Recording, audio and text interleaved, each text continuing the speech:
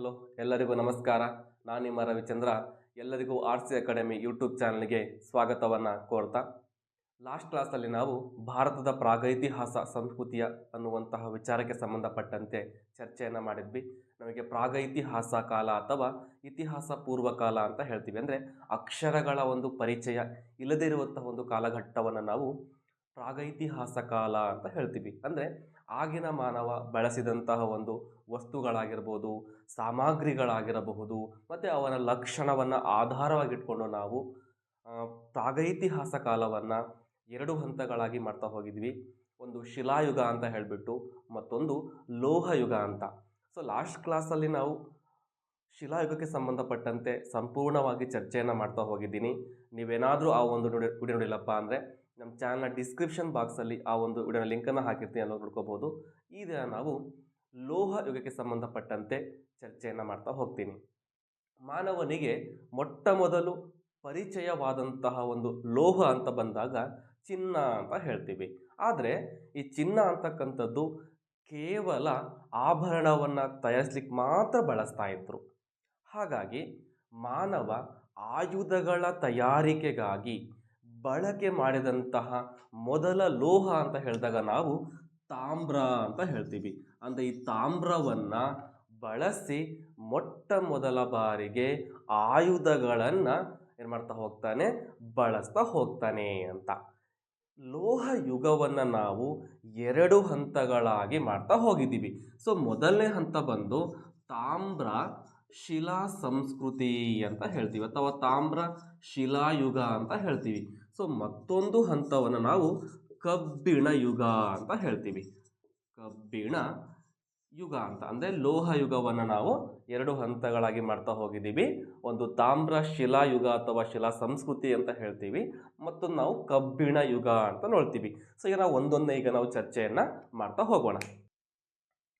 ತಾಮ್ರ ಶಿಲಾ ಸಂಸ್ಕೃತಿ ಅಥವಾ ತಾಮ್ರ ಶಿಲಾಯುಗ, ಇದನ್ನು ಚಾಲ್ಕೋಲಿಥಿಕ್ ಯುಗ ಅಂತಲೂ ಕರೀತಾ ಹೋಗ್ತಾರೆ. ಅಂದರೆ 5000 ವರ್ಷಗಳ ಇತ್ತೀಚಿನ ಕಾಲವನ್ನು ನಾವು ತಾಮ್ರ ಶಿಲಾ ಸಂಸ್ಕೃತಿಯ ಒಂದು ಯುಗ ಅಂತ ಕರಿತಾ ಹೋಗ್ತೀವಿ. ಅಂದರೆ ಇಲ್ಲಿ ಈ ಹಂತದ ಮಾನವ ಕಲ್ಲಿನ ಆಯುಧಗಳ ಜೊತೆಗೆ ತಾಮ್ರದ ಆಯುಧಗಳನ್ನು ಬಳಸ್ತಾ ಹೋಗ್ತಾನೆ.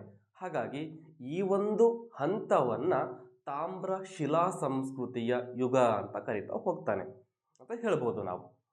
ಅಲ್ಲದೆ ಈ ಯುಗದಲ್ಲಿ ಮಾನವ ಮಿಶ್ರ ಆರ್ಥಿಕ ವ್ಯವಸ್ಥೆಯನ್ನು ಹೊಂದಿದ್ದ. ಮಿಶ್ರ ಆರ್ಥಿಕ ವ್ಯವಸ್ಥೆ, ಮಿಶ್ರ ಆರ್ಥಿಕ ವ್ಯವಸ್ಥೆಯನ್ನು ಹೊಂದಿದ್ದ. ಅಂದರೆ ಕೃಷಿಯನ್ನು ಮಾಡ್ತಾ ಇದ್ದ, ಪಶುಸಂಗೋಪನೆಯನ್ನು ಮಾಡ್ತಾ ಇದ್ದ, ಬೇಟೆಯನ್ನು ಆಡ್ತಾ ಇದ್ದ. ಅಷ್ಟೇ ಅಲ್ಲದೆ ಮೀನುಗಳನ್ನು ಸಹ ಹಿಡಿತಾ ಇದ್ದ. ಇವುಗಳನ್ನು ಒಳಗೊಂಡಂತಹ ಒಂದು ಮಿಶ್ರ ಆರ್ಥಿಕ ವ್ಯವಸ್ಥೆ ಅವನದಾಗಿತ್ತು. ಮತ್ತು ಈ ಬಣ್ಣ ಬಣ್ಣದ ಮಡಿಕೆಗಳನ್ನು ಇವರು ಸಿದ್ಧಪಡಿಸಿ ಬಳಸ್ತಾ ಇದ್ದರು. ಅವರು ಸಿದ್ಧಪಡಿಸಿದಂತಹ ಮಡಿಕೆಗಳಲ್ಲಿ ಕಪ್ಪು ಮತ್ತು ಕೆಂಪು ಬಣ್ಣದ ಮಡಿಕೆಗಳು ಅತಿ ಪ್ರಮುಖವಾದಂತಹ ಒಂದು ಮಡಿಕೆಗಳಾಗಿದ್ದು ಅಂತ ನಾವು ನೋಡ್ತಾ ಹೋಗೋದು. ಅಂದರೆ ಕಪ್ಪು ಮತ್ತು ಕೆಂಪು ಬಣ್ಣದ ಮಡಿಕೆಗಳನ್ನು ಇವರು ಹೆಚ್ಚಾಗಿ ಬಳಸ್ತಾ ಇದ್ರು ಅಂತ ಅರ್ಥ. ಅಷ್ಟೇ ಅಲ್ಲದೆ ಗೋಧಿ, ಬಾರ್ಲಿ ಮತ್ತು ಜೋಳ ಇವು ಆ ಕಾಲದ ಒಂದು ಪ್ರಮುಖ ಬೆಳೆಗಳು ಆಗಿದ್ದು. ಅಂದರೆ ತಾಮ್ರ ಶಿಲಾ ಯುಗ ಸಂಸ್ಕೃತಿಯ ಮಾನವ ಪ್ರಮುಖ ಬೆಳೆಗಳನ್ನು ಬೆಳೀತಾ ಇದ್ದ, ಹೆಚ್ಚಿನದಾಗಿ ಬೆಳೀತಾ ಇದ್ದ. ಅಂತಹ ಬೆಳೆಗಳು ಯಾವುದು ಅಂತ ನೋಡ್ತಾ ಹೋದ ನಾವು ಗೋಧಿ, ಬಾರ್ಲಿ ಮತ್ತು ಜೋಳವನ್ನು ಅತಿ ಹೆಚ್ಚಾಗಿ ಇಲ್ಲಿ ಹಂತದ ಮಾನವ ಬೆಳೀತಾ ಇದ್ದ. ಅಷ್ಟೇ ಅಲ್ಲದೆ ಇವರು ಒಂದು ಕಡೆ ಸ್ಥಿರವಾಗಿ ನಿಂತು ಗ್ರಾಮಗಳಲ್ಲಿ ವಾಸವನ್ನು ಮಾಡಲಿಕ್ಕೆ ಪ್ರಾರಂಭವನ್ನು ಮಾಡ್ತಾ ಹೋಗ್ತಾರೆ. ತಾಮ್ರ ಮತ್ತು ತವರವನ್ನು ಸೇರಿಸಿ ನೋಡಿ, ತಾಮ್ರ ಪ್ಲಸ್ ತವರವನ್ನು ಸೇರಿಸಿ ಒಂದು ಮಿಶ್ರ ಲೋಹವನ್ನು ಏನು ಮಾಡ್ತಾ ಹೋಗ್ತಾರೆ, ಇವರು ರೆಡಿ ಮಾಡ್ತಾ ಹೋಗ್ತಾರೆ, ಸಿದ್ಧಪಡಿಸ್ತಾ ಹೋಗ್ತಾರೆ. ಅಂದರೆ ಕಂಚು ಅನ್ನು ಇವರು ಸಿದ್ಧಪಡಿಸ್ತಾ ಹೋಗ್ತಾರೆ.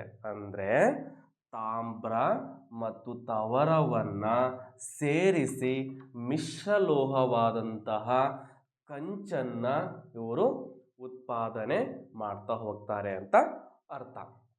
ಅಷ್ಟೇ ಅಲ್ಲದೆ ಇದರ ಒಂದು ಪ್ರಗತಿಯಿಂದಾಗಿ ಗ್ರಾಮಗಳು ನಗರಗಳಾಗಿ ವಿಕಾಸವನ್ನು ಹೊಂದ್ತಾ ಹೋಗ್ತವೆ. ಸೊ ಇಷ್ಟು ನಾವು ತಾಮ್ರ ಶಿಲಾಯುಗಕ್ಕೆ ಸಂಬಂಧಪಟ್ಟಂತಹ ಮಾಹಿತಿಯನ್ನು ನಾವು ನೋಡ್ತಾ ಹೋಗ್ತೀವಿ. ನೆಕ್ಸ್ಟ್ ನಾವು ಕಬ್ಬಿಣದ ಯುಗ ಅಂತ ಬಂದಾಗ ಕಬ್ಬಿಣದ ಯುಗ ಅಂತ ನಾವು ಹೇಳ್ತಾ ಹೋಗ್ತೀವಿ. ನಮಗೆ ಗೊತ್ತಿದೆ ಕಬ್ಬಿಣ ಅತ್ಯಂತ ಗಡಸಾದಂತಹ ಒಂದು ಲೋಹ. ಈ ಲೋಹದ ಒಂದು ಬಳಕೆ ಪ್ರಾರಂಭದಲ್ಲಿ ದಕ್ಷಿಣ ಭಾರತದಲ್ಲಿ ಮಾತ್ರ ಇತ್ತು. ಅಂದರೆ ಉತ್ತರ ಭಾರತದಲ್ಲಿ ಇದರ ಬಳಕೆ ಇರಲಿಲ್ಲ. ಸುಮಾರು 3500 ವರ್ಷಗಳ ಹಿಂದೆಯೇ ದಕ್ಷಿಣ ಭಾರತದಲ್ಲಿ ಕಬ್ಬಿಣವನ್ನು ಬಳಕೆ ಮಾಡ್ತಾ ಇದ್ರು. ಆದರೆ ಉತ್ತರ ಭಾರತದಲ್ಲಿ ಕಬ್ಬಿಣದ ಒಂದು ಬಳಕೆ ಇರಲಿಲ್ಲ. ಆದರೆ ದಕ್ಷಿಣ ಭಾರತದಲ್ಲಿ ತಾಮ್ರವನ್ನು ಬಳಸೋದಕ್ಕಿಂತ ಮೊದಲು ಏನಪ್ಪ ಅಂದರು, ಕಬ್ಬಿಣವನ್ನು ಬಳಸುವಂತಹ ಒಂದು ರೂಢಿ ಇವರಲ್ಲಿ ಇತ್ತು ಅಂತ ನಾವು ನೋಡ್ತಾ ಹೋಗ್ತೀವಿ. ರೇಖಾಲ ಅತ್ರಂಜಿ ಖೇರ ಅನ್ನುವಂತಹ ಒಂದು ಸ್ಥಳದಲ್ಲಿ ನಮಗೆ ಈ ಕಬ್ಬಿಣ ಯುಗಕ್ಕೆ ಸಂಬಂಧಪಟ್ಟಂತಹ ಪ್ರಾರಂಭದ ಒಂದು ಆಯುಧಗಳು ಲಭ್ಯ ಆಗಿದೆ. ಈ ಒಂದು ಯುಗವನ್ನು ಬೃಹತ್ ಶಿಲಾ ಸಂಸ್ಕೃತಿಯ ಯುಗ ಅಂತಲೂ ಕರೀತಾ ಹೋಗ್ತಾರೆ. ಬೃಹತ್ ಶಿಲಾ ಸಂಸ್ಕೃತಿಯ ಒಂದು ಕಾಲ ಅಥವಾ ಯುಗ ಅಂತ ಕರೀತಾ ಹೋಗ್ತಾರೆ. ಯಾವುದನ್ನ? ಕಬ್ಬಿಣದ ಒಂದು ಯುಗವನ್ನು. ಆದರೆ ಈ ಉತ್ತರ ಭಾರತದಲ್ಲಿ ಕಬ್ಬಿಣದ ಬಳಕೆ ತೀವ್ರಗೊಂಡಂತೆ ಕೃಷಿ ಚಟುವಟಿಕೆ ಏನಾಗ್ತಾವಪ್ಪ ಅಂದರೆ ಹೆಚ್ಚಿನ ಪ್ರಗತಿಯನ್ನು ಹೊಂದ್ತಾ ಹೋಗ್ತವೆ. ಸೊ ಇದು ಕಬ್ಬಿಣ ಯುಗಕ್ಕೆ ಸಂಬಂಧಪಟ್ಟಂತಹ ಒಂದು ಮಾಹಿತಿ ಅಂತ ನೋಡ್ತಾ ಹೋಗ್ತೀವಿ. ಹಾಗಾದರೆ ನಾವು ಈ ಶಿಲಾಯುಗಕ್ಕೆ ಸಂಬಂಧಪಟ್ಟಂತಹ ಮತ್ತು ಲೋಹ ಯುಗಕ್ಕೆ ಸಂಬಂಧಪಟ್ಟಂತಹ ಕೆಲವೊಂದು ನಿವೇಶನಗಳು ಅಥವಾ ಸ್ಥಳಗಳನ್ನು ನೋಡ್ತಾ ಹೋಗ್ತೀವಿ. ಆ ಸ್ಥಳಗಳ ಒಂದು ವಿಶೇಷತೆ ಏನು ಅಥವಾ ವಿಶೇಷ ಅಂಶಗಳೇನು ಅನ್ನುವಂತಹ ವಿಚಾರವನ್ನು ನಾವೀಗ ಚರ್ಚೆಯನ್ನು ಮಾಡ್ತಾ ಹೋಗೋಣ. ಮೊದಲನೇದಾಗಿ ನೋಡ್ತಾ ಹೋಗ್ತೀವಿ ಬಾಗೂರ್ ಅನ್ನುವಂತಹ ಒಂದು ನಿವೇಶನ ಅಥವಾ ಸ್ಥಳ ಅಂತ ನೋಡ್ತೀವಿ. ಸೊ ಇದು ನಮಗೆಲ್ಲಿ ಕಂಡು ಬರ್ತಾ ಹೋಗುತ್ತಪ್ಪ ಅಂತಂದರೆ ರಾಜಸ್ಥಾನದ ಕೊಥಾರಿ ಅನ್ನುವಂತಹ ನದಿಯ ದಡದಲ್ಲಿರ್ತಕ್ಕಂತಹ ಒಂದು ಸ್ಥಳವಾಗಿದೆ. ಇಲ್ಲಿ ನಾವು ಏನು ನೋಡಬಹುದಪ್ಪ ಅಂತಂದರೆ ಕುರಿ, ಮೇಕೆ, ಎತ್ತು ಮತ್ತು ಹಂದಿಯನ್ನು ಸಾಕಿದಂತಹ ಒಂದು ಮಾಹಿತಿ ಲಭ್ಯ ಇದೆ. ಕುರಿ, ಮೇಕೆ, ಹಂದಿ ಮತ್ತು ಎತ್ತು ಇವುಗಳನ್ನು ಸಾಕಿದಂತಹ ಒಂದು ಮಾಹಿತಿ ನಮಗೆ ಈ ಬಾಗೂರ್ ಅನ್ನುವಂತಹ ಸ್ಥಳದಲ್ಲಿ ನಮಗೆ ಲಭ್ಯ ಆಗಿದೆ. ಸೊ ಅಷ್ಟೇ ಅಲ್ಲ, ಈ ಒಂದು ನಗರ ಮಧ್ಯಶಿಲಾಯುಗಕ್ಕೆ ಸಂಬಂಧಪಟ್ಟಿದೆ. ಮಧ್ಯಶಿಲಾಯುಗದ ಅತ್ಯಂತ ಒಂದು ದೊಡ್ಡ ನೆಲೆಯಂತ ನಾವು ಇದನ್ನು ಕರಿತಾ ಹೋಗ್ತೀವಿ. ಅಂದರೆ ಬಾಗೂರ್ ಅನ್ನುವಂತಹ ಒಂದು ಸ್ಥಳ ಮಧ್ಯಶಿಲಾಯುಗ ಕಾಲದ ಒಂದು ಕಾಲಕ್ಕೆ ಸಂಬಂಧಪಟ್ಟಂತಹ ಒಂದು ಸ್ಥಳವಾಗಿದ್ದು ಇದು ಅತ್ಯಂತ ಒಂದು ದೊಡ್ಡ ನೆಲೆಯಾಗಿತ್ತು ಅಂತ ನಾವು ಹೇಳ್ತಾ ಹೋಗ್ತೀವಿ. ಸೊ ಮತ್ತೊಂದು ಪ್ರದೇಶ ಬರ್ತಾ ಹೋಗುತ್ತೆ ಅಥವಾ ಮತ್ತೊಂದು ಸ್ಥಳ ಬರ್ತಾ ಹೋಗುತ್ತೆ, ಅತ್ತಿರಂಪಕಂ ಅಂತ ಹೇಳ್ತೀವಿ. ಅತ್ತಿರಂಪಕಂ ಅಂತ ಹೇಳ್ತಾ ಹೋಗ್ತೀವಿ. ಸೊ ಇದು ಬಂದು ನಮಗೆ ತಮಿಳುನಾಡಿನಲ್ಲಿ ಕಂಡುಬರ್ತಕ್ಕಂತಹ ಒಂದು ನಿವೇಶನ. ಇದು ಪ್ಯಾಲಿಯೋಲಿಥಿಕ್ ಯುಗಕ್ಕೆ ಸಂಬಂಧಪಟ್ಟಿದೆ. ಅಂದರೆ ಹಳೇ ಶಿಲಾಯುಗದ ಒಂದು ನಿವೇಶನ. ಇದನ್ನು 1863ರಲ್ಲಿ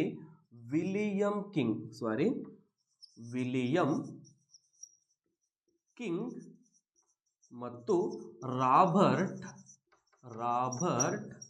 ಬ್ರೂಸ್ ಫೂಟ್ ಅನ್ನುವಂತಹ ವ್ಯಕ್ತಿಗಳು ಈ ನಗರವನ್ನು ಪತ್ತೆ ಹಚ್ತಾ ಹೋಗ್ತಾರೆ. ಅಂದರೆ ಅತ್ತಿರಂಪಕಂ ಅನ್ನುವಂತಹ ಸ್ಥಳ ಇದು ಹಳೇ ಶಿಲಾಯುಗಕ್ಕೆ ಸಂಬಂಧಪಟ್ಟಂತಹ ಒಂದು ನಿವೇಶನವಾಗಿದ್ದು ತಮಿಳುನಾಡಿನಲ್ಲಿ ಕಂಡುಬರ್ತಾ ಹೋಗುತ್ತೆ. 1863ರಲ್ಲಿ ವಿಲಿಯಂ ಕಿಂಗ್ ಮತ್ತು ರಾಬರ್ಟ್ ಬ್ರೂಸ್ ಫೂಟ್ ರವರು ಈ ನಗರವನ್ನು ಪತ್ತೆ ಹಚ್ತಾರೆ. ಮತ್ತೊಂದು ನಿವೇಶನ ಬಿಂಬೆಟ್ಕಾ ಅಂತ, ಇದು ಮಧ್ಯಪ್ರದೇಶದಲ್ಲಿರ್ತಕ್ಕಂಥ ಒಂದು ನಿವೇಶನ ಅಂತ ಹೇಳ್ಬೋದು. ಅಷ್ಟೇ ಅಲ್ಲ, ಇದು ಮಧ್ಯ ಶಿಲಾಯುಗಕ್ಕೆ ಸಂಬಂಧಪಟ್ಟಂತಹ ಒಂದು ನಿವೇಶನ ಅಂತ ಹೇಳ್ತೀವಿ. 1957-58ರ ಅವಧಿಯಲ್ಲಿ ಡಾಕ್ಟರ್ ವಿಷ್ಣು ವಾಕನ್ಕರ್ ಎಂಬುವವರು ಈ ನಗರವನ್ನು ಅಥವಾ ಈ ನಿವೇಶನವನ್ನು ಮೊಟ್ಟ ಮೊದಲ ಬಾರಿಗೆ ಪತ್ತೆ ಹಚ್ತಾ ಹೋಗ್ತಾರೆ. ಇದು ಮಧ್ಯಶಿಲಾ ಯುಗಕ್ಕೆ ಸಂಬಂಧಪಟ್ಟಂತಹ ಒಂದು ನಿವೇಶನ ಆಗಿದ್ದು, ಆ ಹಂತದ ಮಾನವ ತಾನು ವಾಸ ಮಾಡುವಂತಹ ಗುಹೆಗಳ ಮೇಲೆ ಕೆಲವೊಂದು ವರ್ಣಚಿತ್ರಗಳನ್ನು ಬಿಡಿಸುವಂತಹ ಒಂದು ಕಲೆಯನ್ನು ಕಲ್ತಿರ್ತಾನೆ.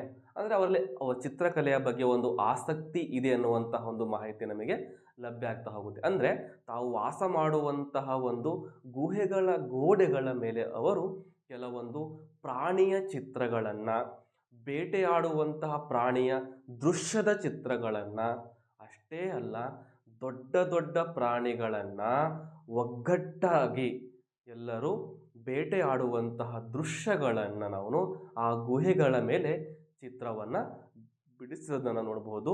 ಎಲ್ಲಪ್ಪ ಅಂದರೆ ಆ ಮಧ್ಯಪ್ರದೇಶದ ಬಿಂಬೆಟ್ಕಾ ಅನ್ನುವಂತಹ ಒಂದು ಗುಹೆಗಳಲ್ಲಿ. ನೋಡಿ, ಈ ಹಂತದ ಮಾನವ ಚಿತ್ರಗಳನ್ನು ಬಿಡಿಸಲಿಕ್ಕೆ ಬಿಳಿ ಮತ್ತು ಕೆಂಪು ಬಣ್ಣವನ್ನು ಮುಖ್ಯವಾಗಿ ಬಳಸ್ತಾ ಇದ್ದ. ಕೆಲವೊಂದು ಸಂದರ್ಭದಲ್ಲಿ ಅಂದರೆ ಸಾಂದರ್ಭಿಕವಾಗಿ ಹಸಿರು ಮತ್ತು ಹಳದಿ ಬಣ್ಣವನ್ನು ಬಳಸ್ತಾ ಇದ್ದಂತೆ. ನೋಡಿ, ಇಲ್ಲಿ ಪ್ರಮುಖವಾದಂತಹ ಬಣ್ಣಗಳು ಅಂತ ಬಂದಾಗ ಇಲ್ಲಿ ಕೆಂಪು ಮತ್ತು ಬಿಳಿಯ ಬಣ್ಣವನ್ನು ಪ್ರಮುಖವಾಗಿ ಬಳಸ್ತಾ ಇದ್ರು. ಆದರೆ ಸಾಂದರ್ಭಿಕವಾಗಿ ಅಂತ ಬಂದಾಗ ಹಸಿರು ಮತ್ತು ಹಳದಿ ಬಣ್ಣವನ್ನು ಸಹ ಇವರು ಚಿತ್ರವನ್ನು ಬಿಡಿಸಲಿಕ್ಕೆ ಬಳಸ್ತಾ ಇದ್ರಂತೆ. ಮತ್ತೊಂದು ನಿವೇಶನ ಬುರ್ಜಾ ಹೋಮ್ ಅಂತ, ಇದು ಕಾಶ್ಮೀರದ ಜೀಲಂ ವ್ಯಾಲಿಯಲ್ಲಿ ಕಂಡುಬರ್ತಾ ಹೋಗುತ್ತೆ. ಈ ಒಂದು ನಿವೇಶನ ಕಾಶ್ಮೀರದ ಜೀಲಂ ವ್ಯಾಲಿಯಲ್ಲಿ ಕಂಡುಬರುವಂತಹ ಒಂದು ನಿವೇಶನ ಅಂತ ಕರಿತಾ ಹೋಗುತ್ತೆ. ಈ ನಿವೇಶನ ನವ ಶಿಲಾಯುಗದ ಒಂದು ತಾಣ ಅಂತ ನಾವು ಕರಿಬಹುದು. ನವಶಿಲಾಯುಗದ ಒಂದು ತಾಣ ಯಾವುದಪ್ಪ ಅಂದರೆ ಬುರ್ಜಾ ಹೋಮ್. 1936ರಲ್ಲಿ ಹೆಲ್ಮೆಟ್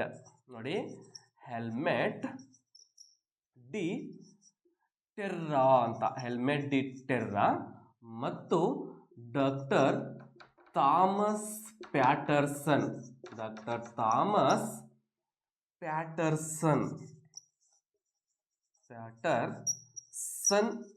ಎಂಬುವವರು ಈ ನಿವೇಶನವನ್ನು ಪತ್ತೆ ಹಚ್ತಾರೆ. ಆದರೆ ಖಜಾಂಚಿ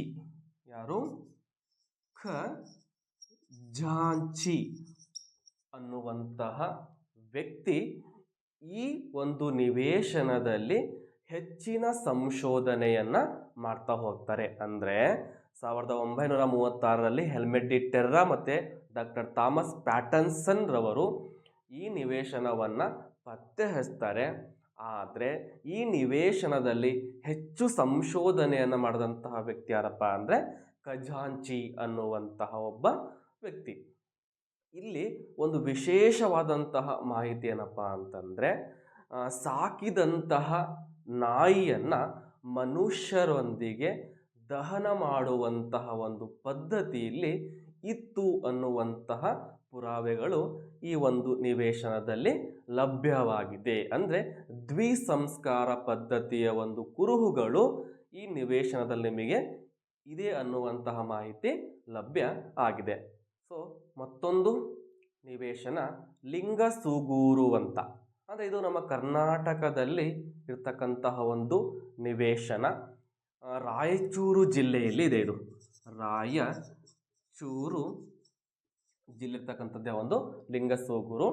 1842ರಲ್ಲಿ ಅಂದರೆ ಕರ್ನಾಟಕದಲ್ಲಿ ಮೊಟ್ಟ ಮೊದಲ ಬಾರಿಗೆ ಪತ್ತೆಯಾದಂತಹ ಒಂದು ಹಳೇ ಶಿಲಾಯುಗದ ಒಂದು ನಿವೇಶನ ಅಂತ ನೋಡ್ತಾ ಹೋದಾಗ ನಮಗೆ ರಾಯಚೂರು ಜಿಲ್ಲೆಯ ಲಿಂಗಸೂಗೂರು ಇದು ಹಳೇ ಶಿಲಾಯುಗದ ಒಂದು ತಾಣ ಅಂತ ನಾವು ನೋಡ್ತಾ ಹೋಗ್ತೀವಿ. ನೆಕ್ಸ್ಟ್ ಮತ್ತೊಂದು ಬರ್ತಾ ಹೋಗುತ್ತೆ ಕುಪ್ಪಗಲ್ ಅಂತ. ಕುಪ್ಪಗಲ್ ಅಂತ. ಸೊ ಇದು ಬಳ್ಳಾರಿ ಜಿಲ್ಲೆಯಲ್ಲಿದೆ. ಸೊ ಬಳ್ಳಾರಿ ಜಿಲ್ಲೆಯಲ್ಲಿರ್ತಕ್ಕಂತಹ ಒಂದು ಸ್ಥಳ ಇದು.